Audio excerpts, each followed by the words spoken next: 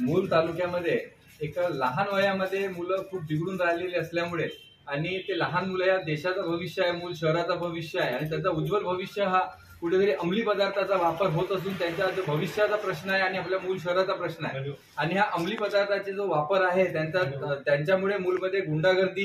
गाड्या जोरात चालवणे, ट्रिपल सीट नेणे, गुंडागर्दी करणे आणि कोणालाही मारहाण करणे याकरिता आम्ही आज पोलीस स्टेशन आणि उपविभागीय अधिकारी यांना आम्ही निवेदन देऊन निवेदनाद्वारे त्यांना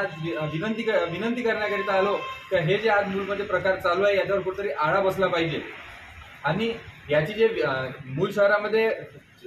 जागोजागी ठिकठिकाणी याची विक्री जे होत आहे त्याच्यावर सुद्धा आळा बसला पाहिजे, त्या लोकांवर कारवाई झालेली पाहिजे। आणि मूलमध्ये जे स्पॉट आहे किंवा Kosambi road, Maroda road, Somnath road, आपला नवभारत शाळेची जे जुनीवाली बिल्डिंग आहे त्या बिल्डिंग मध्ये आपल्या तलावाची पाड, रेल्वे स्टेशन या अशा अनेक ठिकाणी मुलं अशा